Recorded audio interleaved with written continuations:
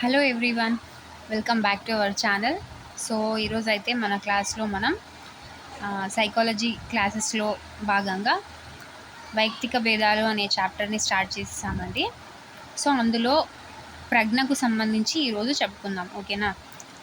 So వైయక్తిక భేదాలు రకాలు, వాటి లక్షణాలు అండ్ ఇంకా కొన్ని ఇతర అంశాల గురించి కూడా చర్చించుకున్నాం ప్రీవియస్ వీడియోలో.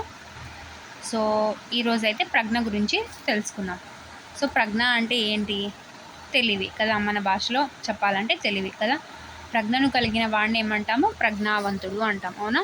సాధారణ భాషలో ప్రజ్ఞ అనగా తెలివితేటలు కదా. సాధారణ భాషలో ప్రజ్ఞ అంటే తెలివితేటలు. మనిషి తన చుట్టూ ఉన్న పరిసరాలను తనకు అనుగుణంగా మార్చుకోవడానికి చేసే ఆలోచనను ప్రజ్ఞ అంటారు, అవునా.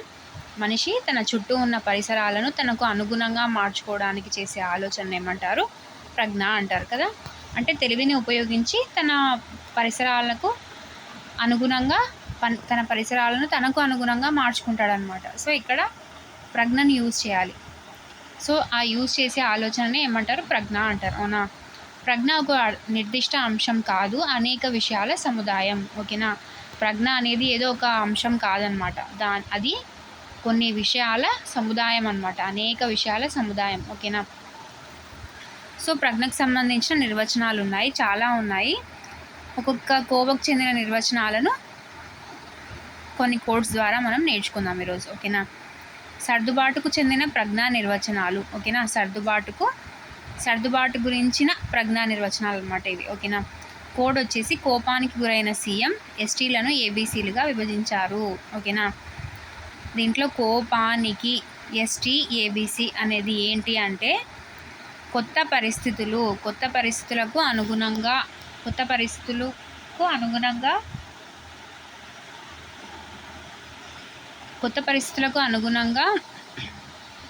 పరిసరాలను మనకు అనుగుణంగా మార్చుకోవడాన్ని ప్రజ్ఞ అంటారు అని ఎవరన్నారు? స్టర్న్. సో ఇక్కడ మనం నిర్వచనాన్ని నేర్చుకోవాల్సిన అవసరం లేదండి నా దృష్టిలో. అందులో ఒక కీవర్డ్ ఏంటి, ఆ కీవర్డ్ ఏ నిర్వచనంలో కూడా రాకూడదు. సో ఆ నిర్వచనం చెప్పింది ఎవరు అనేసి గుర్తుపెట్టుకుంటే మనం ఈజీగా బిట్ చేయగలుగుతాం. సో ఇంకా ఆల్రెడీ మనకు ప్రజ్ఞ అంటే ఏంటో తెలుసు. మళ్ళీ వీళ్ళు అంటే ఒక్కొక్కరు వాళ్ళ దృష్టికోణం, వాళ్ళు ఒక్కొక్కరు ఒక్కొక్క విజన్తో చెప్పింటారనమాట, ఓకేనా. ఒక్కొక్కరు ఒక్కొక్కలాగా చెప్పింటారు. అన్నీ ప్రజ్ఞనే, అంత మీనింగ్ ప్రజ్ఞనే. సో మళ్ళీ దాన్ని మనం నేర్చుకోవాల్సిన అవసరం లేదు. దాంట్లో ఉన్న కీవర్డ్ ఏంటో పట్టుకొని అది ఎవరు చెప్పారు, ఆ డెఫినేషన్, ఆ నిర్వచనం ఎవరు చెప్పారు అనేది నేర్చుకొని అలా రిలేట్ చేసుకొని గుర్తుపెట్టుకుంటే సరిపోతుంది, అవునా. కొత్త పరిస్థితులు అంటే స్టర్న్ గుర్తు రావాలి మనకి.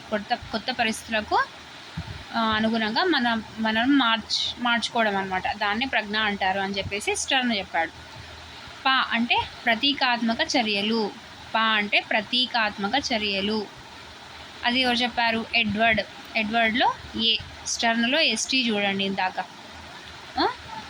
తర్వాత నిర్దిష్టమైన లేదా ఖచ్చితమైన దిశగా వెళ్ళడమే ప్రజ్ఞ, ఓకేనా. ప్రజ్ఞ అనేది ఒక నిర్దిష్టమైన లేదా ఖచ్చితమైన దిశను సూచిస్తుంది అని చెప్పినది ఎవరు? బినే, ఓకేనా. బినే.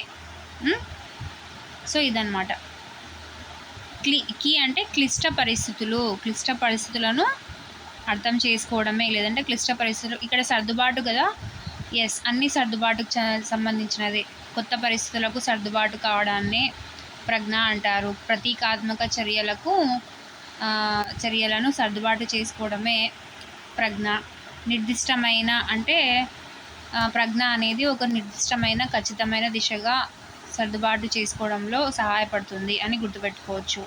క్లిష్ట పరిస్థితులలో సర్దుబాటు చేసుకునే విధంగా చేసేది ప్రజ్ఞ అని ఎవరు చెప్పారు? స్పెన్సర్ చెప్పారు, ఓకేనా. సో ఈ కోకి ఎస్టీ, పా ఏ, నీ బి, కి సి అంటే కోపానికి గురైన సీఎం ఎస్టీలను ఏబీసీలుగా విభజించారు. ఇక్కడ రౌండ్ ఆఫ్ కూడా చేశాను చూడండి. నేను ఎందుకు రౌండ్ ఆఫ్ చేశానో మీకు అర్థమైంది అనుకుంటా. కోపానికి స్టర్న్, పా అంటే ప్రతీకాత్మక చర్యలు, ఎడ్వర్డ్ అంటే నిర్దిష్టమైన ఖచ్చితమైన దిశ, బినే, కీ అంటే క్లిష్ట పరిస్థితులు, స్పెన్సర్, ఓకేనా. ఇవన్నీ సర్దుబాటుకు చెందిన ప్రజ్ఞా నిర్వచనాలు, ఓకేనా. అమూర్త అంశానికి చెందిన ప్రజ్ఞా నిర్వచనాలు అనమాట, ఓకేనా. అమూర్త అంశానికి చెందిన ప్రజ్ఞా నిర్వచనాలు. కోడ్ వచ్చేసి చీమ ఆట గ్రాగా. చీమ ఆట గ్రాగా. సో చీ అంటే అమూర్త చింతనా శక్తి, ఎవరు? మెక్డోగల్.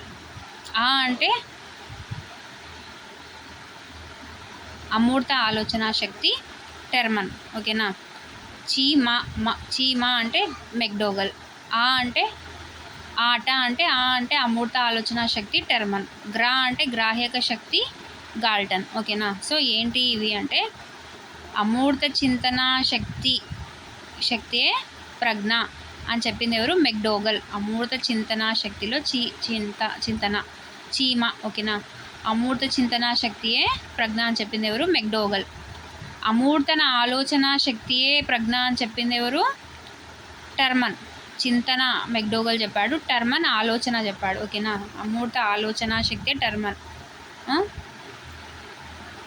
దీన్ని ఎలా గుర్తుపెట్టుకోవచ్చు? మెక్డోగల్ అంటే ఒక ఆల్కహాల్ బ్రాండ్ కదా, అది McDougall company. So alcohol drink చేసే వాళ్ళకి చింత ఉంటుందా? చింత అంటే మనం ఇక్కడ ఆలోచన అని తీసుకోవచ్చు, కానీ చింత అంటే ఏంటి?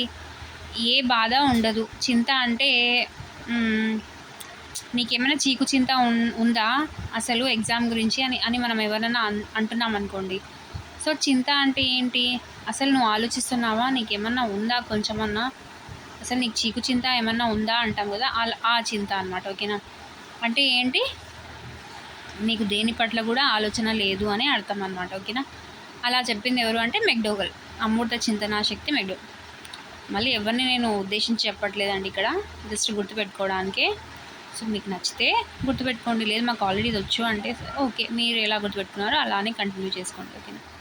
నెక్స్ట్ ఇంకా చింతన ఉంటుంది కాబట్టి ఆట అంటున్నాం కాబట్టి అమూర్త ఆలోచన శక్తి టెర్మన్. ఓకేనా.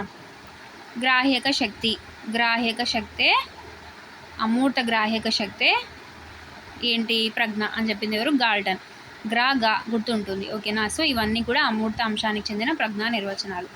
ఫస్ట్ టైం ఈ కోర్స్తో చదివేటప్పుడు వద్దురా బాబు, ఇది మేము చదివిన వేలోనే బాగుంది అనుకుంటారు. కానీ 1-2 సార్లు మనం అలా ఆ కోర్స్ ద్వారా గుర్తుపెట్టుకునేసరికి, ఎగ్జామ్ ఒకసారి చేసేసరికి, ప్రాక్టీస్ చేసేసరికి ఇంత బాగా వర్క్ చేస్తాయా, ఇంత బాగా వర్కౌట్ అవుతాయా ఈ కోర్స్ అనేలాగా మీకు అంత ఈజీ అనిపిస్తుంది అన్నమాట. ఓకేనా. నెక్స్ట్ అభ్యసనానికి చెందిన ప్రజ్ఞా నిర్వచనాలు. ఓకేనా. కోడ్ ఏంటి? కష్టాలతో సాగే పిఎస్. అన్నమాట. ఓకేనా. అంటే కష్టతరం, క్లిష్టతరం అంటే అభ్యసనానికి చెందిన ప్రజ్ఞ అనమాట. ఇది కష్టతరం, క్లిష్టతరమైన అభ్యసనమే ప్రజ్ఞ అని చెప్పింది ఎవరు అంటే స్టౌట్ అనమాట. ఓకేనా. సామర్థ్యాల సంయుక్త నిర్వహణ. ఓకేనా. అభ్యసనం అంటే సామర్థ్యాల సంయుక్త నిర్వహణ అని చెప్పింది. సామర్థ్యాల సంయుక్త నిర్వహణ అని ప్రజ్ఞకు సంబంధించిన నిర్వచనం చెప్పింది ఎవరు? గేట్స్ అనమాట. ఓకేనా. గేట్స్. పి అంటే పరస్పర సంబంధాలు, స్పియర్మన్. పిఎస్ పరస్పర సంబంధాలు, స్పియర్మన్. ఓకేనా. కష్టతరం, క్లిష్టతరం స్టౌట్ అనమాట. కష్టాలతో కష్టౌలతో అని రాయలేం కదా, సో కష్టాలతో. అంటే స్టౌట్ అని గుర్తుపెట్టుకోవాలి. సామర్థ్యాల సంయుక్త నిర్వహణ, సాగే అంటున్నాం కదా, సామర్థ్యాల సంయుక్త నిర్వహణ, గేట్స్. పిఎస్ అంటే పరస్పర సంబంధాలు, ఎస్ స్పియర్మన్. ఓకేనా. సో ఇది అభ్యసనానికి చెందిన ప్రజ్ఞా నిర్వచనాలు. సో సర్దుబాటుకు చెందిన ప్రజ్ఞా నిర్వచనాలు. కోపానికి గురైన సీఎం ఎస్టీలను ఏబీసీలుగా విభజించాడు అంటే ఈ ఎస్టీలను సర్దుబాటు చేయలేక ఏబీసీలుగా విభజించాడని గుర్తుపెట్టుకోండి. అప్పుడు మనకు సర్దుబాటుకి సంబంధించిన అని గుర్తుంటుంది కోడ్. ఓకేనా. నెక్స్ట్ నెక్స్ట్ అమూర్త అంశానికి చెందిన ప్రజ్ఞా నిర్వచనాలు. అమూర్త అంశానికి చెందిన ప్రజ్ఞా నిర్వచనాలు ఏంటి కోడ్ అంటే చీమ ఆట చీమ ఆట గ్రాగా. ఓకేనా. సో ఇది అమూర్తమని ఎలా గుర్తుపెట్టుకుంటారు? ఇది గుర్తుంటుంది లేండి. అమూర్త ఆలోచన అంటున్నాం కాబట్టి అది అమూర్తమని గుర్తుంటుంది. ఓకేనా. నెక్స్ట్ అభ్యసనానికి చెందిన ప్రజ్ఞా నిర్వచనాలు. ఇంకా 52 గుర్తుంటే నెక్స్ట్ కానిది ఏంటి అంటే అభ్యసనం ఒక్కటే అని గుర్తుపెట్టుకోవాలి. ఓకేనా. నెక్స్ట్ ఇంకా ఏమైనా ఉన్నాయా? ఎస్, అంతవరకు ప్రజ్ఞా నిర్వచనాలు, కోడ్స్. ఓకేనా. చీమ ఆట గ్రాగా అమూర్త అంశం. అభ్యసనానికి సంబంధించినవి అయితే కష్టాలతో సాగే పిఎస్ అనమాట. కష్టాలతో సాగే పిఎస్. ఓకేనా. నెక్స్ట్ వచ్చేసి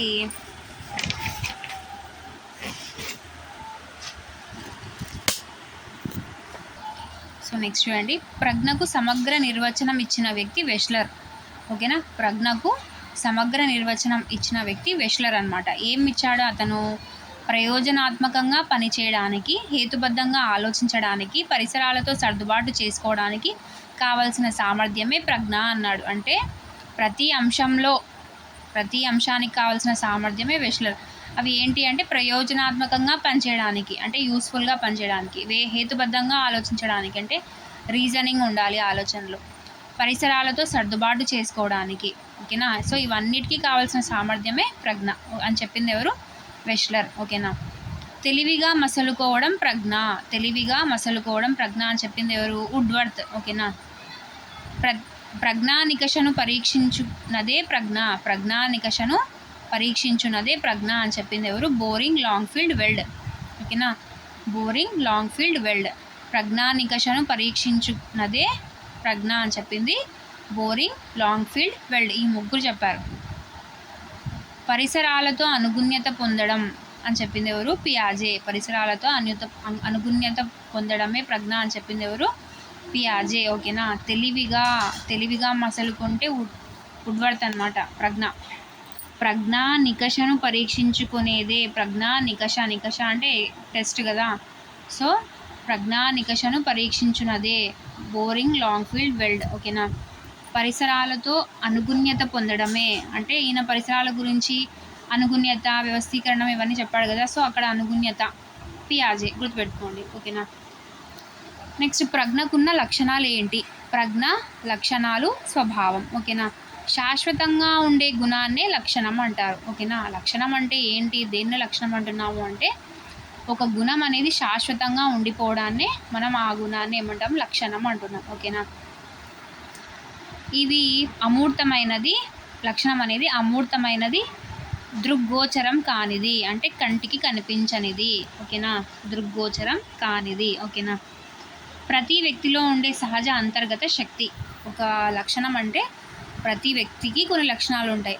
అదే ఏంటి అంటే సహజ అంతర్గత శక్తి. ఆ వ్యక్తిలో ఉండే సహజ అంతర్గత శక్తి అన్నమాట. ఓకేనా, భౌతిక స్థితికి సంబంధం లేదు. అసలు భౌతిక స్థితికి సంబంధం లేనిదన్నమాట. అది అనువంశికత ద్వారా వస్తుంది. ఓకే, పరిసరాలు ప్రభావితం చేయలేదు. Very very very important. చూడండి, ప్రజ్ఞకు సంబంధించి మనం ప్రీవియస్ క్లాస్లో కూడా చెప్పుకున్నాం. ప్రజ్ఞను ప్రభావితం చేసే అంశాలలో అనువంశికత మాత్రమే. ఇది పుట్టుకతో వస్తుంది ప్రజ్ఞ అనేది. సో అనువంశికత ద్వారానే వస్తుంది. పరిసరాలు ఎటువంటి ప్రభావం చూపవు. ఓకేనా, నెక్స్ట్ ప్రజ్ఞ అందరిలో ఒకేలా ఉండదు, వైయక్తిక భేదాలు ఉంటాయి. ఎస్, మనకు తెలిసింది. ప్రజ్ఞ అందరిలోనూ ఉంటుంది. ప్రజ్ఞ అనేది అందరిలోనూ ఉంటుంది. Very very important. అసలు బిట్ ఎలా అడుగుతారంటే ప్రజ్ఞ అందరిలో ఉంటుంది. ఈ స్టేట్మెంట్ కరెక్టా, రాంగా, లేదంటే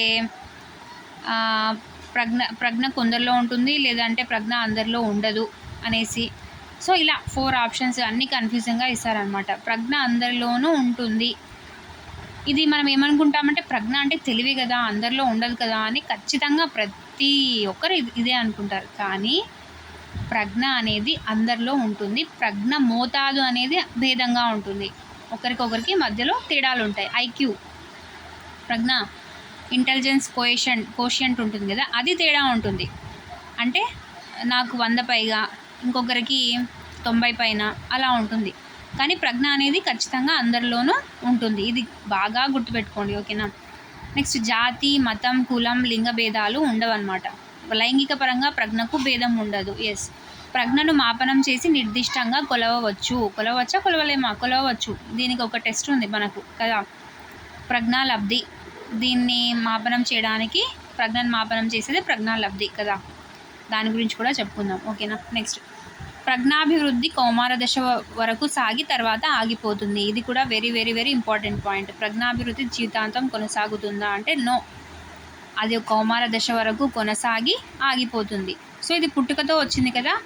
సో పుట్టుకతో వచ్చింది కాబట్టి దీన్ని అనువంశికత ద్వారా వస్తుంది అని చెప్తున్నాం కదా. సో అనువంశికత కూడా అంటే పెరుగుదల కూడా ఎక్కడితో ఆగిపోతుంది? కౌమార దశ వరకు ఆగిపోతుంది కదా. సో ఇది కూడా అలాగే అనుకోండి. ఓకేనా, నెక్స్ట్ సంక్లిష్టమైన సమస్యల సాధనకు ప్రతికూల పరిస్థితులను ఎదుర్కోవడం. ప్రజ్ఞ లక్షణం ఏంటి అంటే సంక్లిష్టమైన సమస్యల సాధనకు, అంటే కష్టంగా ఉండే సమస్యల సాధనకు ప్రతికూల పరిస్థితులను ఎదుర్కోవడం. అంటే కష్టమైన సమస్యలకు సాధన వెతకాలి, ప్రతికూల పరిస్థితులను కూడా ఎదుర్కోవాలన్నమాట. అదే ప్రజ్ఞ. ఓకేనా. నూతన పరిస్థితులతో సర్దుబాటు చేసుకోవడానికి కూడా ఇది ప్రజ్ఞ అనేది ఉపయోగపడుతుంది. ఓకేనా. నూతన పరిస్థితులతో సర్దుబాటు చేసుకోవడానికి కూడా ఉపయోగపడుతుంది. ఓకేనా.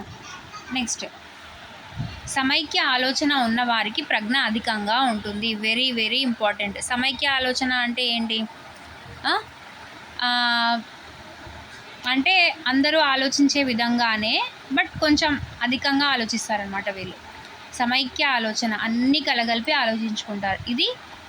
ఇది ఉన్న వాళ్ళకి ప్రజ్ఞ అధికంగా ఉంటుంది. అనగా ఒక సమస్యకు అక్కడ, ఓకేనా, అనగా ఒక సమస్యకు ఒక సాధనను మాత్రమే కనుగొనడం అనమాట. అది సమైక్య ఆలోచన. అంటే ఇప్పుడు నేను ఒక సమ్ ఇస్తాను మ్యాథ్స్లో, ఒక ప్రాబ్లం ఇస్తాను. ఒక వ్యక్తి బజారుకి వెళ్ళి ఇన్ని వస్తువులు కొన్నాడు, ఇంత డబ్బు చెల్లించాడు, మళ్ళీ తిరిగి అతనికి ఇంత వాపసు వచ్చింది. అయితే మొత్తం తను ఖర్చు చేసిన డబ్బు ఎంత, లేదంటే తన దగ్గర ఉన్న మొత్తం ఎంత, ఇలా క్వశ్చన్ వేసినప్పుడు నేను ఆన్సర్ మనం ఒకటే విధమైన ఆన్సర్ చెప్తున్నాము అంటే తనకు ప్రజ్ఞ ఉన్నట్టు. అదే విభిన్న ఆలోచన ఉన్నవారికి సృజనాత్మకత అధికంగా ఉంటుంది. సో విభిన్న ఆలోచన అంటే ఏంటి? ఇప్పుడు సారీ అండి.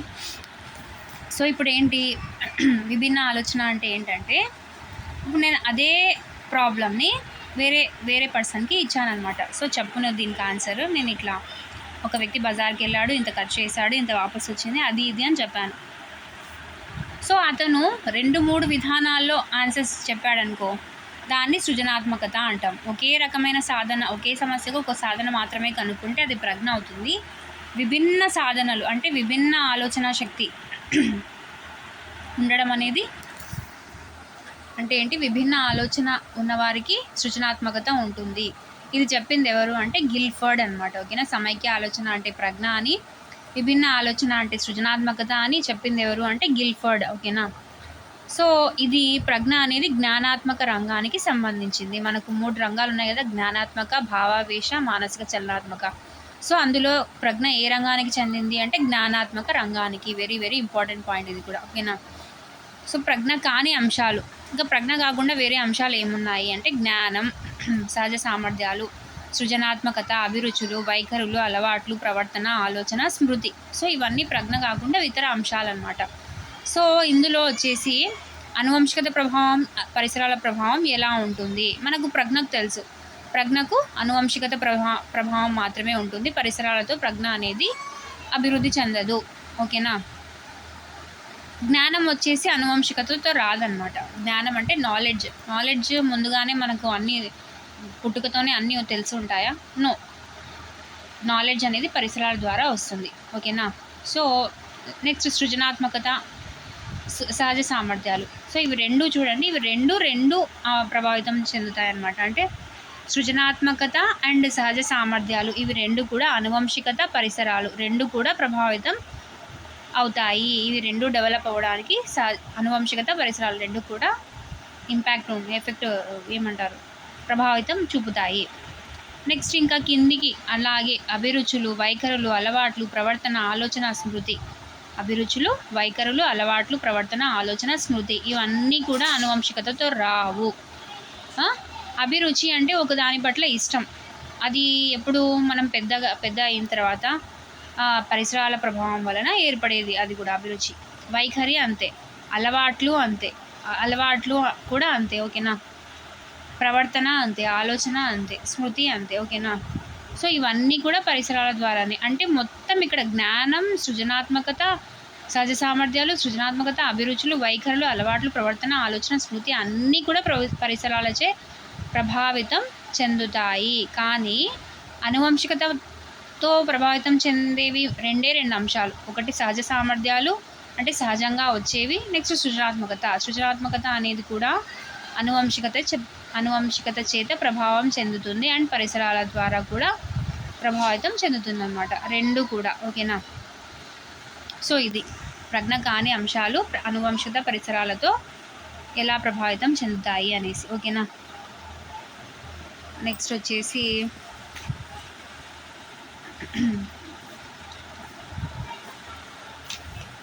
చూడండి, ప్రజ్ఞకు అభ్యసనం అవసరం లేదు. ప్రజ్ఞకు అంటే ఇంటెలిజెన్స్కి అభ్యసనం అవసరం లేదు. అంటే మనకు ఎక్కువ ఇంటెలిజెన్స్ రావడానికి ఏమన్నా ట్రైనింగ్ తీసుకుంటామా? నో కదా. ఆల్రెడీ అది బాడీలో అది మైండ్లో ఉంటుంది. దాన్ని యూజ్ చేయకపోవడం అనేది ఎవరి ఇండివిజువాలిటీని బట్టి వాళ్ళకు ఉంటుంది. అంతేకాని ప్రజ్ఞకు అభ్యసనం అనేది అవసరం ఉండదు. ఈ పాయింట్స్ అన్నీ చిన్నగా ఉన్నట్లే ఉంటాయి, గుర్తున్నట్లే ఉంటాయి, కానీ చాలా కన్ఫ్యూజింగ్గా ఉంటాయి. జాగ్రత్తగా గుర్తుపెట్టుకోండి, ఓకేనా. సో ఏంటంటే ప్రజ్ఞకు అభ్యసనం అవసరం లేదంట, ఓకేనా. మరి జ్ఞానానికి నాలెడ్జ్కి ఖచ్చితంగా ఉండాలి. అంటే ఇప్పుడు ఫర్ ఎగ్జాంపుల్ మనం సెకండ్ టేబుల్ నేర్చుకోవాలి. అది ఏమన్నా మనకు ముందు నుంచే వస్తుందా? నాలెడ్జ్ ఏమన్నా, ఆ టేబుల్ నాలెడ్జ్ ఏమన్నా మనకు ముందు నుంచే వచ్చా? లేదు. ఖచ్చితంగా దానికి అభ్యసనం ఉండాలి. అభ్యసనం అంటే ఏంటి? లెర్నింగ్ ఉండాలి. రోజు చదువుకుంటేనే మనకు ఆ నాలెడ్జ్, టేబుల్స్ అనే నాలెడ్జ్ వస్తుంది. అంతేగా వర్ణమాల, ఏబిసిడి ఇవన్నీ కూడా ఎలా వస్తాయి? ఖచ్చితంగా మనం రోజు దాన్ని అభ్యసనం చేయాల్సిందే, అంటే ప్రాక్టీస్ చేయాల్సిందే, లెర్నింగ్ చేయాల్సిందే. ప్రజ్ఞ అలా కాదు, ఇంటెలిజెన్స్ అలా కాదు, ఓకేనా. నెక్స్ట్, ప్రజ్ఞ సహాయంతో జ్ఞానాన్ని పెంపొందించుకోవచ్చు, కానీ జ్ఞానం సహాయంతో ప్రజ్ఞను పెంపొందించుకోలేము. Very very very important point. చూడండి ఇక్కడ డిఫరెన్స్ ఏం చెప్తున్నారు. ప్రజ్ఞ సహాయంతో అంటే ఇంటెలిజెన్స్ సహాయంతో జ్ఞానాన్ని పెంపొందించుకోవచ్చు, అంటే మనకున్న ఇంటెలిజెన్స్తో మన నాలెడ్జ్ని పెంచుకోవచ్చు, కానీ జ్ఞానం సహాయంతో అంటే నాలెడ్జ్ సహాయంతో ఇంటెలిజెన్స్ని పెంచుకోలేము. అంటే ఇంటెలిజెన్స్ అనేది మారదు, అది పెరుగుదల పుట్టుకతో వస్తుంది, కౌమార దశ వరకు ఆగిపోతుంది, దాన్ని ఏది ప్రభావితం చేయలేదు, ఓకేనా. సో దాని ద్వారా ప్రజ్ఞ ద్వారా మనం జ్ఞానాన్ని పెంపొందించుకుంటాం, కానీ జ్ఞానం ద్వారా ప్రజ్ఞను పెంపొందించుకోలేం, ఓకేనా. ప్రజ్ఞ గమ్యం అయితే దాన్ని చేరుకోవడానికి మార్గమే జ్ఞానం. ఎస్, ప్రజ్ఞ అంటే ఇంటెలిజెన్స్ అనేది మనకు ఒక గోల్ అయితే దాన్ని చేరుకోవడానికి మార్గం జ్ఞానం అనమాట, ఓకేనా. సో మనకి లాట్ ఆఫ్ ఇంటెలిజెన్స్ ఉంది, కానీ జ్ఞానం, నాలెడ్జ్, దాని మీద నాలెడ్జ్ లేదనుకో. ఇప్పుడు ఒక వ్యక్తికి మ్యాథ్స్ అంటే బాగా వచ్చు అని మనం ఎప్పుడు చెప్పగలుగుతాము? వాడు ఆ మ్యాథ్స్ అనే సబ్జెక్ట్లో ప్రయోజనవంతుడై మ్యాథ్స్ టీచర్ లానో లేదంటే ప్రొఫెసర్ లానో స్థిరపడినప్పుడు చెప్తాం మనం కదా. ఏమని? వీడు మ్యాథ్స్లో చాలా ఇంటెలిజెంట్ అని చెప్తాం. సో వాడు పుట్టిన వెంటనే మ్యాథ్స్ ప్రొఫెసర్ అవుతారని ఎవరు చెప్పలేము కదా. సో ఇంటెలిజెన్స్ అయితే ఉంది. సో దాన్ని సానబెట్టింది ఎవరు? ఆ ప్రజ్ఞని చేరుకోవడానికి సానబెట్టింది ఏది? మార్గం చూపింది ఏది అంటే జ్ఞానం, నాలెడ్జ్. అంటే మ్యాథ్స్ మీద కంప్లీట్ నాలెడ్జ్ తెచ్చుకుంటున్నాడు అతను. అంటే అడిషన్స్ ఏంటి, సబ్ట్రాక్షన్స్ ఏంటి, బేసిక్ జ్ఞానం ఏంటి, అసలు మ్యాథ్స్ అంటే ఏంటి, తర్వాత ట్రిగ్నామెట్రీ అంటే ఏంటి, తర్వాత జామెట్రీ అంటే ఏంటి, ఒక ప్రొఫెసర్ అవ్వడానికి ఏమేం నాలెడ్జ్ కావాలో మొత్తం నాలెడ్జ్, ఆ నాలెడ్జ్లోనే ఇంటెలిజెన్స్ ఉపయోగిస్తేనే అతను ప్రొఫెసర్ అయ్యాడు. అర్థమైందా చెప్పింది? సో ప్రజ్ఞ అనేది గమ్యం అయితే దాన్ని చేరుకోవడానికి మార్గమే జ్ఞానం. చెప్పింది ఎవరు? రాస్, ఓకేనా. రాగా చెప్పాడు, అంటే చాలా పచ్చిగా చెప్పాడు. ఎస్, అట్లా గుర్తుపెట్టుకోండి, రాస్.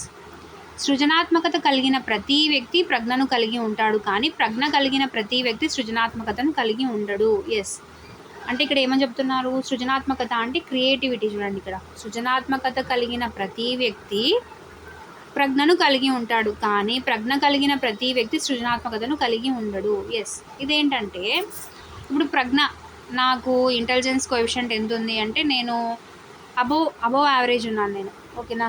సో అబోవ్ యావరేజ్ ఉన్నాను నేను, ఇంకా అంతే. నేను ఒక ప్రాబ్లంకు సొల్యూషన్ చెప్పగలుగుతాను, అన్ని సబ్జెక్ట్స్లో మంచి మార్క్స్ తెచ్చుకోగలుగుతాను. సో నాకు ఇంటెలిజెన్స్ బాగుంది. అదే నా ఫ్రెండ్ ఇంకొకడు క్రియేటివిటీ చాలా ఉంది వాడికి. అంటే ఏంటి? అడిషన్స్ని, సబ్ట్రాక్షన్స్ని డిఫరెంట్ టైప్స్తో చేస్తాడు. సైన్స్ని మన రియల్ లైఫ్తో కనెక్ట్ చేసి చాలా క్రియేటివిటీగా మాట్లాడతాడు. సోషల్ని అలానే, ఇంగ్లీష్ని అలానే. సో అన్ని సబ్జెక్ట్స్లో క్రియేటివిటీ చూపిస్తుంటాడు. అంటే ఇక్కడ ఏమని చెప్తున్నాము? ఆ క్రియేటివిటీ అంటే సృజనాత్మకత కలిగిన ప్రతి వ్యక్తికి ఖచ్చితంగా ఇంటెలిజెన్స్ ఉంటుంది, అంటే ప్రజ్ఞ ఉంటుంది. ఇప్పుడు నాకేంటి? ప్రజ్ఞ ఉన్న నేనేంటి? జస్ట్ నేను కామన్గా నేర్చుకోగలుగుతాను. ఏంటి? ఆన్సర్ ఏం చెప్పారు, టీచర్ ఏం చెప్పారు, అది నేర్చుకోగలుగుతాను. నేను ఎక్కువ ఏమంటారు నాలెడ్జ్ పెట్టి చదవగలుగుతాను. అంతేగాని ఈ క్రియేటివిటీ ఉన్న వ్యక్తికి ప్రజ్ఞ ఖచ్చితంగా ఉంటుంది, కానీ ప్రజ్ఞ ఉన్న ప్రతి వ్యక్తికి సృజనాత్మకత అనేది ఉండదు, ఓకేనా. ఇది అర్థం చేసుకోవాలి పాయింట్. సృజనాత్మకత ఎక్కువనా, ప్రజ్ఞ ఎక్కువనా? ఇప్పుడు నా క్వశ్చన్ చెప్పండి. సృజనాత్మకత ఎక్కువనా, ప్రజ్ఞ ఎక్కువనా? ఈ ఈ పాయింట్‌ని మనం నెక్స్ట్ క్లాస్‌లో మాట్లాడుకుందాం. దీని ఆన్సర్ తెలిసిన వాళ్ళు ఖచ్చితంగా కామెంట్ చేయండి. సృజనాత్మకత ఎక్కువనా?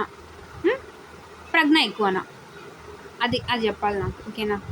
సో, ఈ ఈ 2 లైన్స్ ఇట్లే గుర్తుపెట్టుకోండి. ఓకేనా? అంటే ఈ 2 లైన్స్ నేను ఖచ్చితంగా నెక్స్ట్ క్లాస్‌లో మళ్ళీ ఈ 2 లైన్స్‌ని చూపించి దాన్ని ఎక్స్‌ప్లెయిన్ చేస్తాను.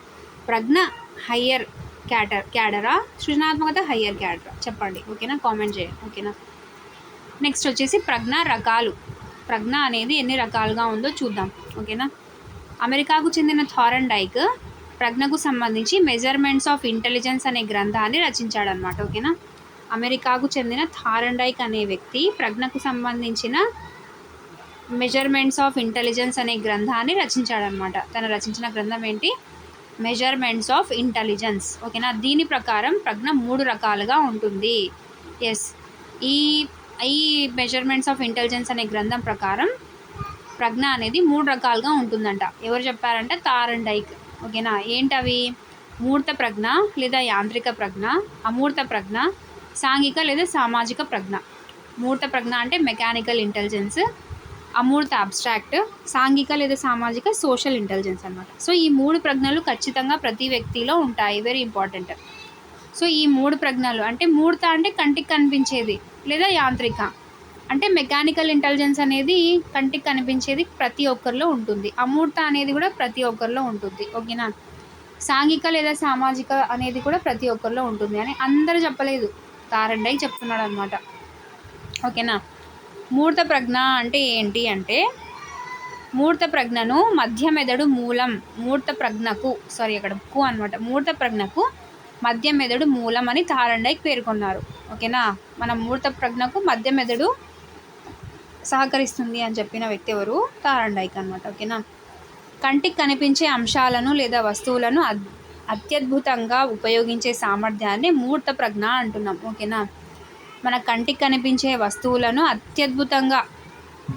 అత్యద్భుతంగా ఉపయోగించే సామర్థ్యాన్ని మనం ఏమంటున్నాము? మూర్త ప్రజ్ఞ అంటున్నాం. ఓకేనా? సో కంటికి కనిపించే వస్తువుల మీద మనకున్న ప్రజ్ఞను మూర్త ప్రజ్ఞ అంటున్నాం. ఓకేనా? యంత్రాలను యంత్ర పరికరాలను నేర్పుగా ఉపయోగించగలిగే సామర్థ్యాన్ని యాంత్రిక ప్రజ్ఞ అంటున్నాం. ఓకేనా? యంత్రాలను యంత్ర పరికరాలను నేర్పుగా ఉపయోగించగలిగే సామర్థ్యాన్ని మనం ఏమంటున్నాము? యాంత్రిక ప్రజ్ఞ అంటున్నాం. ఓకేనా? సో ఎగ్జాంపుల్స్ వచ్చేసి చేతి వృత్తులు. ఎగ్జాంపుల్స్ కాదండి ఇక్కడ. చేతి వృత్తులు పనివారు, mechanic,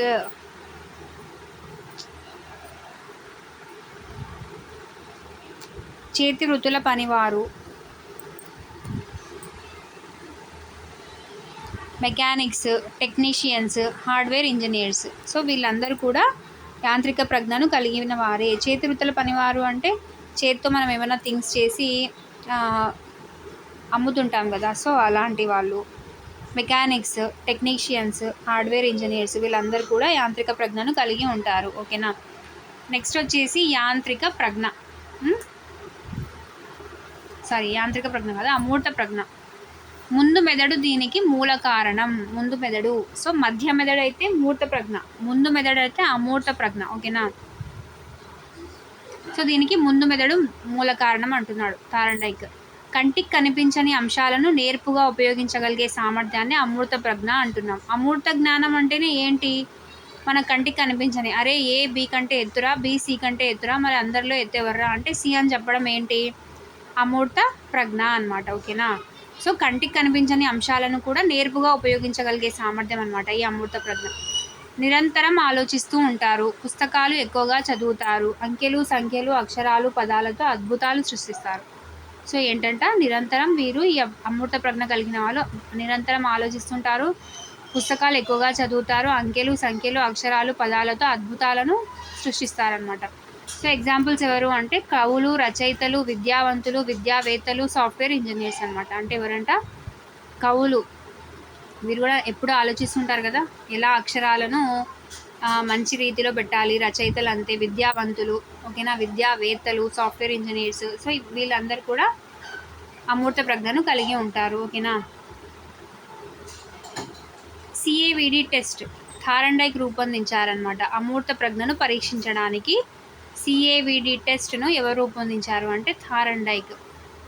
sentence completion arithmetic vocabulary directions. Sentence completion arithmetic vocabulary directions ఎవరు ప్రతిపాదించారు దీన్ని అంటే ఎవరు రూపొందించారంటే థారండైక్. ఓకేనా, బాగా గుర్తుపెట్టుకోవాలి. CAVD sentence completion arithmetic vocabulary directions. ఓకేనా. నెక్స్ట్ సాంఘిక సామాజిక ప్రజ్ఞ.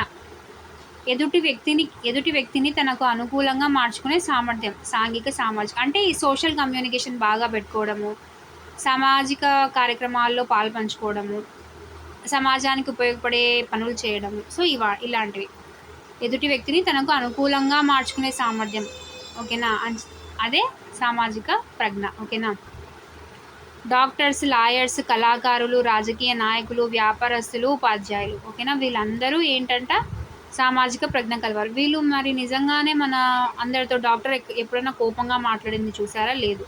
చాలా ప్రశాంతంగా నవ్వుతూ పేషెంట్ని తనకు అనుకూలంగా మార్చుకుంటూ మాట్లాడతారనమాట. లాయర్స్ అంతే. కళాకారులు, రాజకీయ నాయకుల్ని మించిన వాళ్ళు ఇంకెవరు ఉండరు నా దృష్టిలో. నెక్స్ట్ వ్యాపారస్తులు, ఉపాధ్యాయులు. సో ఈ ప్రజ్ఞను కొలవగలగలేము. సో కొలవలేమన్నమాట ఈ సాంఘిక ప్రజ్ఞను. ఓకేనా.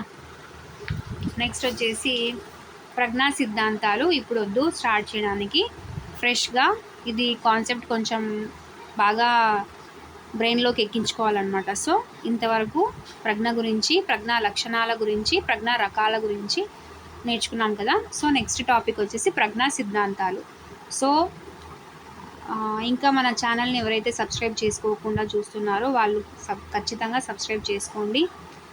ఇంకా అప్కమింగ్ వీడియోస్లో మంచి వీడియోస్ వస్తాయి. అండ్ ఇప్పుడుకున్న వీడియోస్ కూడా చాలా యూస్ఫుల్ వీడియోస్, కంటెంట్ వీడియోస్ ఉన్నాయి. ఒకసారి మన ఛానల్ ఇప్పుడు ఉన్న వీడియో కింద ఛానల్ లోగోని క్లిక్ చేస్తే మన ఛానల్ ఓపెన్ అవుతుందండి. అందులో home, videos, playlist and posts ఉంటాయన్నమాట. సో మన ప్లేలిస్ట్ని మీరు ఓపెన్ చేసుకుంటే సబ్జెక్ట్ వైజ్గా మీకు కావాల్సిన వీడియోస్ అన్నీ ఉంటాయి. సో ఫ్రీ క్లాసెస్ కదండి, వేస్ట్ చేసుకోవద్దండి. మన ఛానల్లో మాత్రం చాలా బాగున్నాయి. సో పాజిటివ్గా రెస్పాన్స్ వస్తుంది, రీచ్ వస్తుంది. సో అందరూ యూజ్ చేసుకోండి. ఓకేనా. నోటిఫికేషన్ కూడా చాలా తొందరలో అంటున్నారు కాబట్టి మనం నెగ్లెక్ట్ చేయకుండా సబ్జెక్ట్ని అయిపోగొట్టడానికి ట్రై చేద్దాము. ఓకేనా. సో ఇంకా ఏమన్నా మీకు ఈ క్లాస్ కావాలి, ఇంగ్లీష్లో ఈ టాపిక్ కావాలి, లేదంటే సైన్స్ ఇక్కడ చెప్పండి, సో ఏ క్లాస్ స్టార్ట్ చేయాలో నేను ఇంతకుముందు వీడియోస్లో కూడా ఇంగ్లీష్ ఏం స్టార్ట్ చేయమంటారు అని ఒకటి క్వశ్చన్ కామెంట్ చేయమని చెప్పాను. ఒకరు కూడా కామెంట్ చేయలేదు. మిగతా అన్నీ కామెంట్ చేస్తున్నారు కానీ ఏం చెప్పాలో కామెంట్ చేయట్లేదు. సో అది చెప్పేస్తే నాకు ఈజీగా ఉంటుందండి. 6th ఇంగ్లీష్ గ్రామర్ స్టార్ట్ చేయాలా, లేదంటే ఓవరాల్గా ఏదైనా గ్రామర్ టాపిక్ తీసుకొని స్టార్ట్ చేయమంటారా, అదొక్కటి కామెంట్ చేయండి. ఓకేనా. సో ఇంకా వీడియో యూస్ఫుల్గా ఉంది అనిపిస్తే షేర్ చేయండి, ఒక చిన్న లైక్ అయితే ఇచ్చేసేయండి. అండ్ మీ ఫీడ్బ్యాక్ని ఖచ్చితంగా కామెంట్ రూపంలో తెలియజేయండి. ఓకేనా. Thank you for watching.